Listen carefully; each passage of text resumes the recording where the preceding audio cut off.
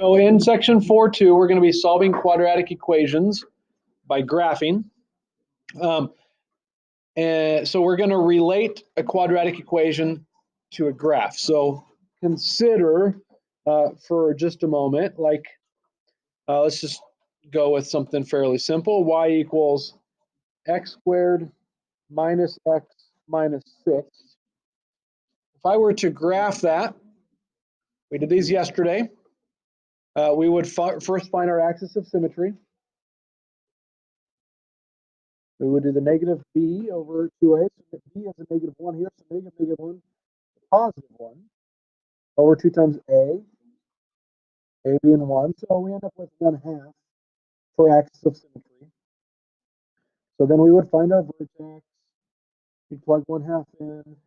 Maybe not all that nice to plug in 1/2, but when we square 1/2, we get 1/4. 1/4 minus 1/2 minus 6. So common denominator, we can think of it as 1/4 minus 2/4 minus 24/4. 1 minus 2 is negative 1. Minus 24 is negative 25.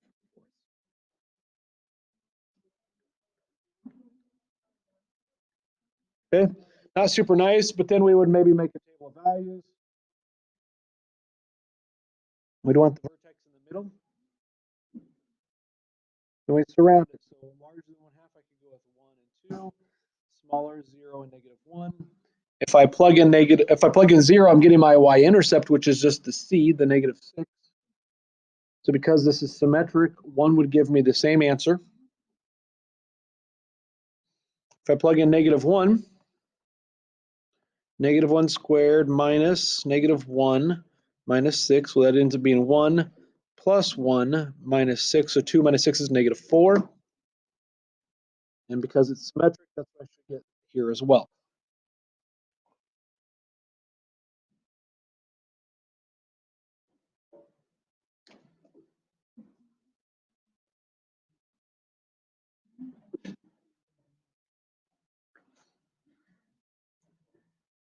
So negative 1, negative 4, 0, negative 6, 1/2, that would be negative 6 and 1/4, so just below there. And 1, negative 6, and 2, negative 4.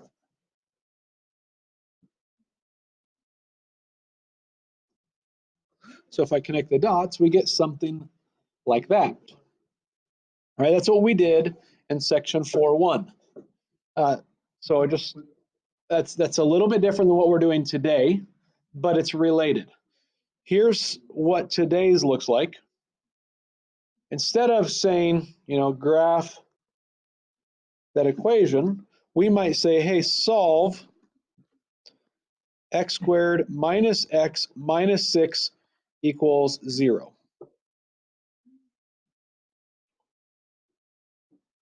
Now, hopefully right away you notice that x squared minus x minus 6 equals 0 only has one variable, x. Granted, it's listed a couple of times, but it's a one variable equation, whereas back here we had a two variable equation, which gave us a two-dimensional graph.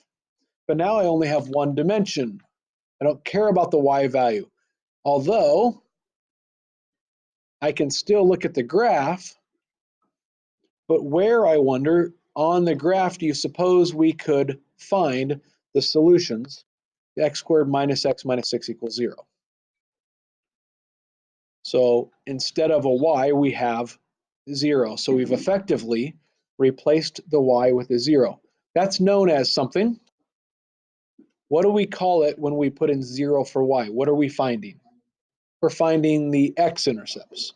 If you're just saying your y value equals 0, if your y value equals 0, it's on the x-axis. So we're looking at the x-axis. How many times will this particular graph hit that x-axis? Looks like it's going to hit it twice. I stopped my graph before I got to those points. I don't know exactly where they are. But if I can figure out where it is that we hit the x-axis, those will be the solutions to this problem over there. Now, there's multiple ways to solve these. This is how we're doing it today, is by looking at graphs. Because it's not because it's quadratic, it's not as easy to solve as a linear. Like I don't know what number I would square, and then I would subtract that same number, and then I would subtract 6, and I would end up at 0. Not terribly obvious. So we want to look at the graph, and we're looking for the x-intercepts. Now we know them as x-intercepts, but there's other names. X-intercepts are also known as zeros. Why do you suppose they're called zeros? The y value is 0. So first of all, know that x-intercepts and zeros are the same thing. And when we use our graphing calculators a little later, the graphing calculator calls them zeros. So that's important to know. And so we're looking up here for the answers to this problem. Answers are also called roots. Well, the roots correlate to the zeros of the problem. So when we're looking for our answers, our solutions, our roots, we're actually looking for the zeros or the x-intercepts of the graph. So I didn't draw enough of this graph to know where they are. I could expand my table of values and see if I get lucky. Hopefully it works. Will it always work? Well, no, your x-intercepts are not always nice integers. But let's try plugging in 3 and see what we get. If I plug in 3, I would get 3 squared minus 3 minus 6. Well, that's 9 minus 3 is 6 minus 6. Oh, I do in fact get 0. So 3, 0 was an x-intercept. Because of symmetry, I know the other x-intercept is it negative 3, 0? Think about your axis of symmetry. Our axis of symmetry was actually at 1/2. The vertex was on 1/2. So when I'm at 3, I am 2.5 units beyond the axis of symmetry. So I have to go 2.5 units beyond it on the other side, and I'm actually at negative 2, 0. So negative 2, 0,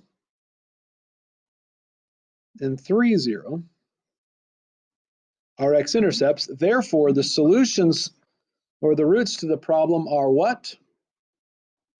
What values of x can I plug in to get an answer of 0? I can plug in negative 2, or I could plug in 3. Both of those work.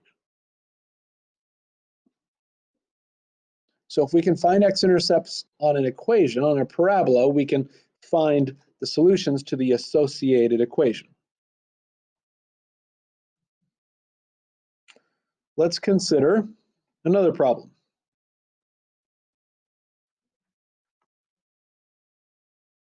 Let's solve x squared plus 5 is equal to negative 8x minus 11.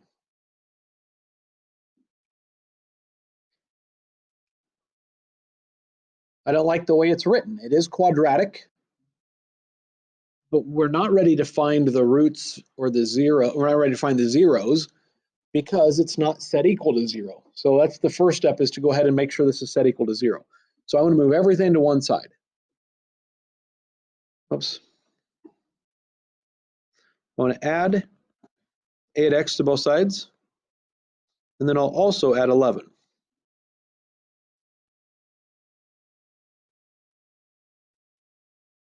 So I just get a 0 on that side, and then I have an x squared still. Now I've added 8x, and then 11 and 5 make a 16. I want to consider the graph that's associated with that. So y equals x squared plus 8x plus 16, and then I want to find the zeros. And those will be the answer to the problem. We graphed by hand yesterday a lot. I don't really want to graph by hand for every one of these problems, so I'm not going to. Let's graph this on Desmos first, and then we'll also make sure that we talk about how to do it on a graphing calculator, because you won't get to use Desmos on a test. Okay, so here's the problem we're doing. Over here I've got Desmos, split screen. There we go, okay. So y equals x squared plus 8x plus 16. Look at that graph.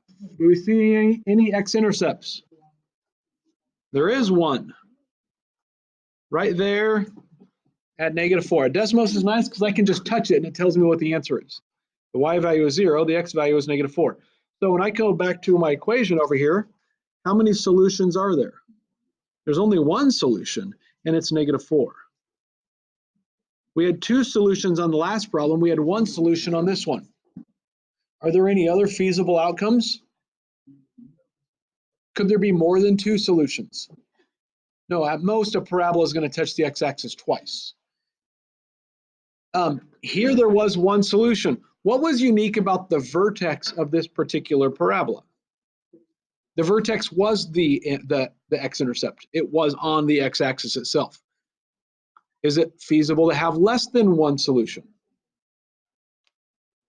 What happens if I change this problem instead of a 16 to a 17? Did I have any x-intercepts? No, it might not. Your parabola might not touch the x-axis. If that's the case, how many solutions does that one have? 0. So it is feasible to have two solutions, one solution, or no solutions. So we can use our graph to do that. Next, I want to show you how to use the graphing calculator. I can't show that on the video so well, but on your notes and on your video, I am going to write out the steps. So we at least have the steps written down here.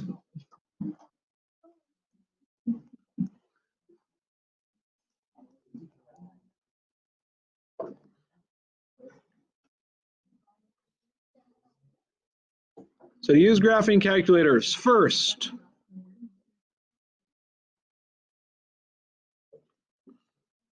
graph the equation, the y equals equation.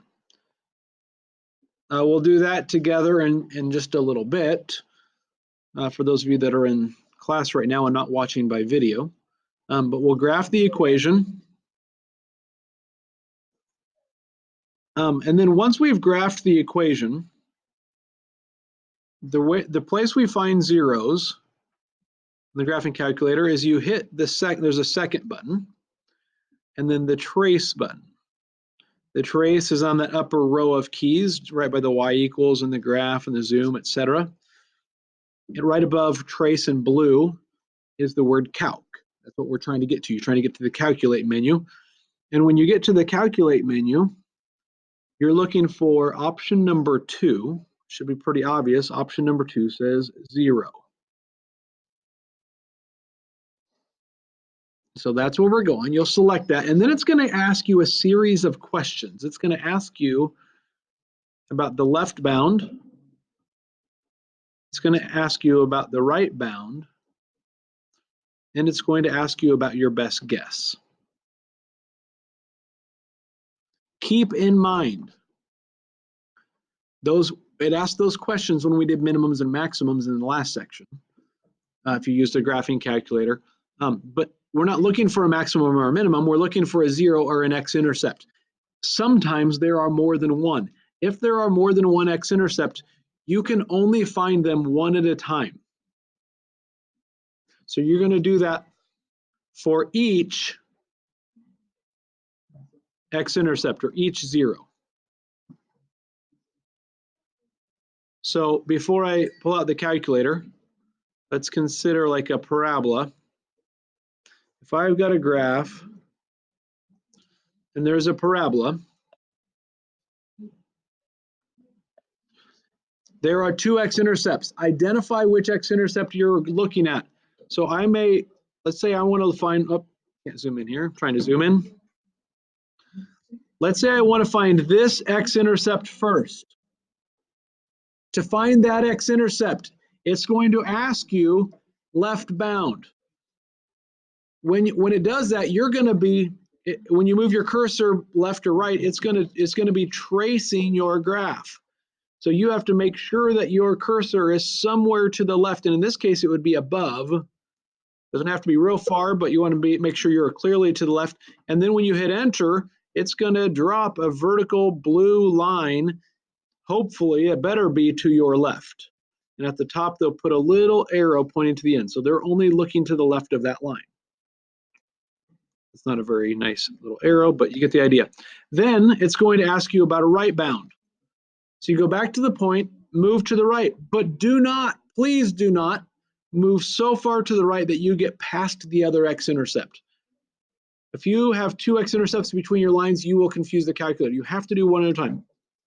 So go a little bit right of the graph. In this case, maybe that's down here. When you hit enter, it'll do another vertical bar. And it'll have an arrow pointing back to the left. So what it's going to do is look between those two lines. Is there an x-intercept between those two lines? Well, if you did it like I just did, yes. So then they're going to say guess. You come back into the middle about where you're at, hit enter, and then it will spit out your answer for you. Like on the bottom of your screen, it might say x equals, in this case, it looks more like a negative 1.6, I don't know, I'll just make something up, 5, 3, da, da, da, etc. Y equals 0. That's what it will say. It better say y equals 0, otherwise it didn't find your 0. But that x value, that would be your solution to the problem. All right, so if you're watching the video, I'm going to stop the video. If you're in class, we're going to go ahead and switch over to a graphing calculator.